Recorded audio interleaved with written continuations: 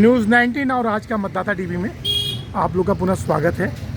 चाय की चुस्कियाँ ली जा रही हैं और बहुत खुशी की बात है कि इस बीच में हम पुराना बस अड्डा का एक बहुत प्रतिष्ठित स्थान है लालमन लस्सी वाले। मेरे ख्याल से अगर 8-10 जिलों की बात की जाए या पूरे उत्तर प्रदेश की बात की जाए तो लालमन लस्सी वाले का टेस्ट हर किसी ने लिया हुआ है। सर, राजनीतिक सरगर्मियाँ बड़ी ऊंचाई पे हैं, तो लालमन लस्सी वाले जी शुरुआत में यही करूँगा कि आप मेयर प्रत्याशी भी रह चुके हैं और कांग्रेस के बहुत ही कर्मठ समर्पित कार्यकर्ता हैं। चीनी भाई चाय की चुस्की ले रहे हैं और लालमन जी, जो इस समय राजनीति चल रही है, लोकसभा चुनाव का आगाज हो चुका है, क्या लग रहा है राजनीति किस तरफ जा रही है, क्या दिशा है? तो राजनीति की चाबी जो है वो जनता के हाथ में होती है और जनता अब बदलाव चाह रही है। बदलाव इसलिए चाह रही है जो मौजूदा सरकार है केंद्र और हमारे राज्य में यूपी में, वो जो वादे किए जनता से उन वादों पर खरी नहीं उतरी। आज युवा बेरोजगार है, उन्हें नौकरियां नहीं मिल पा रही, नौकरियां निकालते हैं तो पेपर लीक हो जाता है। किसान की दुगनी आय का वादा किया था और एमएसपी पे वादा किया था, वो पूर्ण नहीं किया।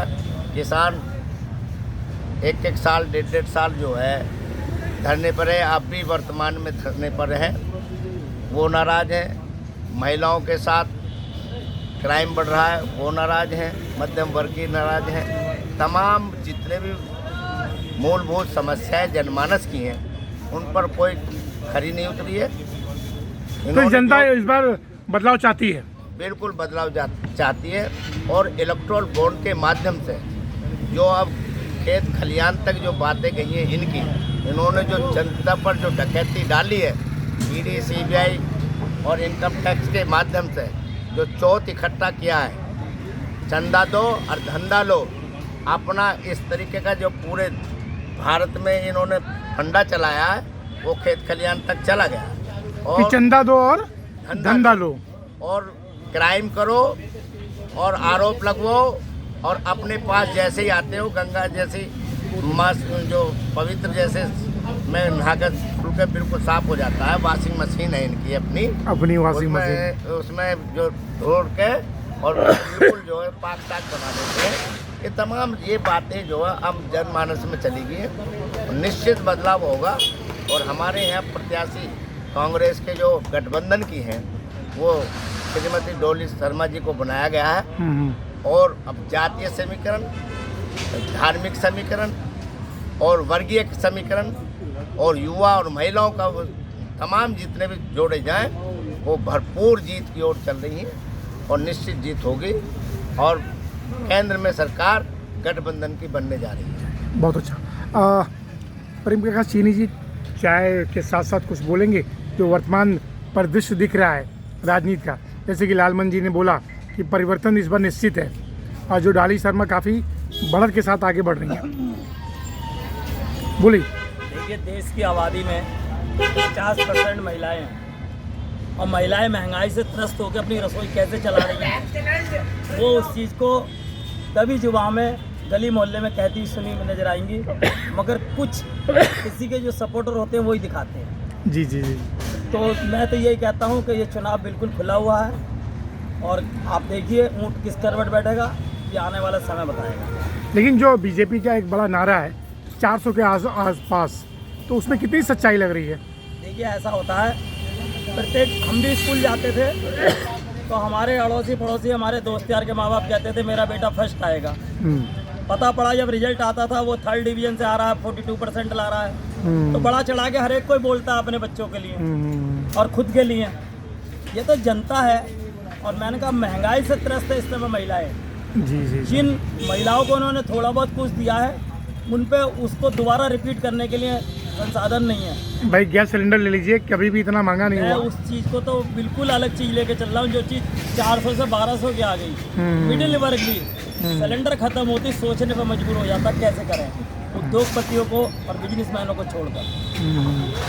तो इस बार बदलाव आएगा लालमन जी। एक शब्द मैं आपसे पूछ लूँ, उसके बाद लालमन जी दोबारा आते हैं। सर बताइए, अपना परिचय दीजिए। दिनेश और मेहता, जी दिनेश मेहता जी। और मैं एक आम नागरिक हूँ, लेकिन मैं बहुत दुखी हूँ। हर हालत में इस देश की जनता परिवर्तन चाहती है। परिवर्तन क्यों? कि हमें हार्पिक नहीं चाहिए कि फ्लैश में डालो फ्लैश साफ हो जाएगी। हमें वो गंगा जल चाहिए जो पवित्र कर पाए। हम राम के नाम पे हमें परहेज नहीं है, लेकिन राम को कोई उंगली पकड़ कर नहीं लाता। क्या राम प्रधानमंत्री जी लाए हैं या प्रधानमंत्री जी को राम जी लाए?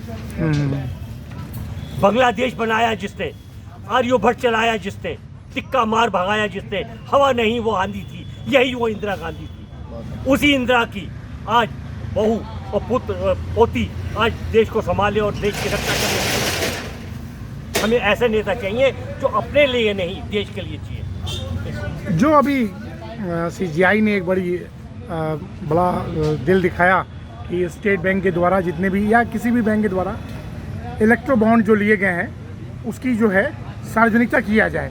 उसमें ये सामने आया कि भाई भारतीय जनता पार्टी सबसे ऊंचाई पे है। तो ये जो खेल है जनता इसको समझ पाएगी?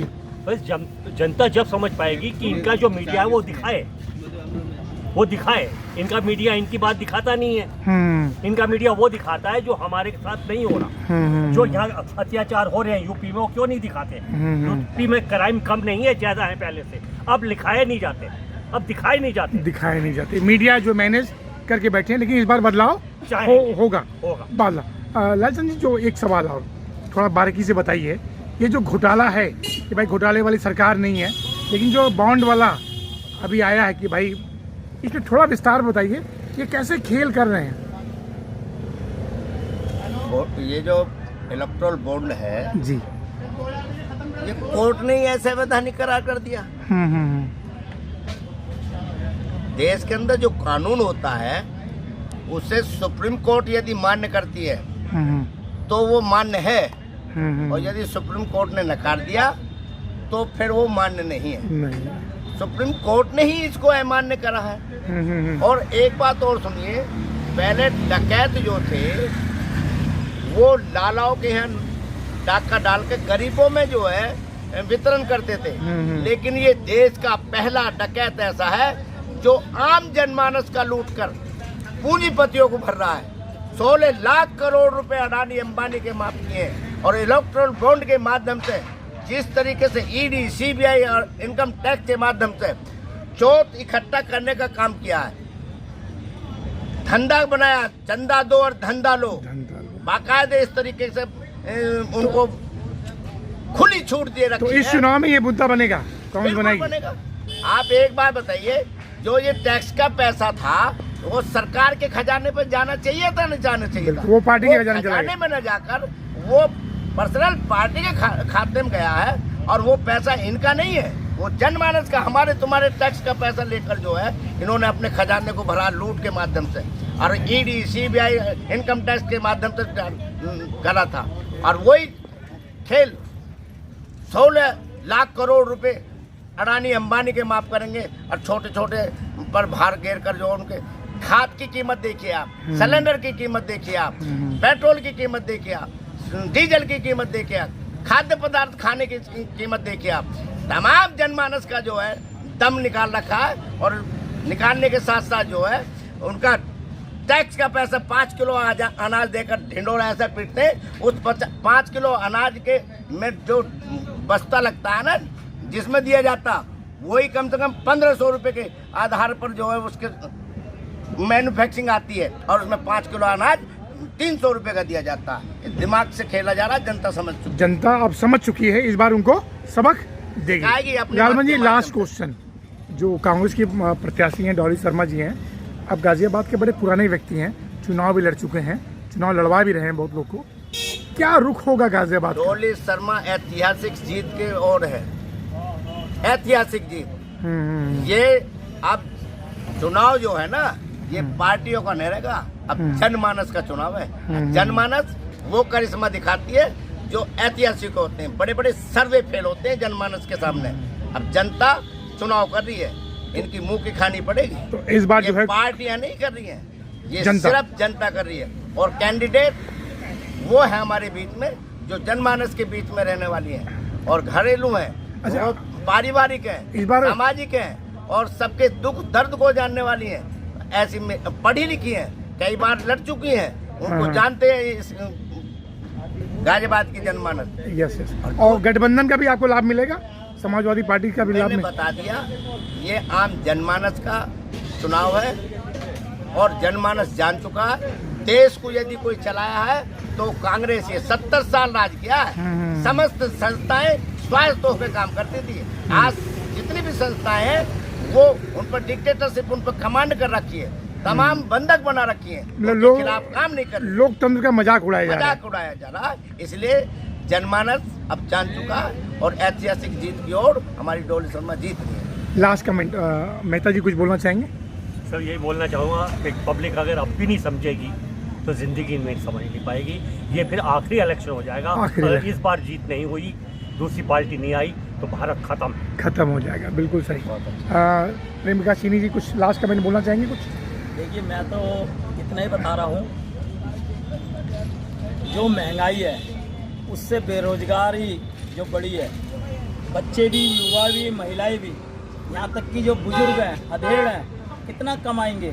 एक उम्र होती है, अब घर के परिवार के खर्चे नहीं चल रहे हैं। और ये कहते हैं ना अंडर करंट, महंगाई का एक अंडर करंट है, इसका जवाब सबके सामने आ जाएगा। मतलब इस बार अगर बदलाव नहीं हुआ तो महंगाई बिल्कुल चरम पे हो जाएगी।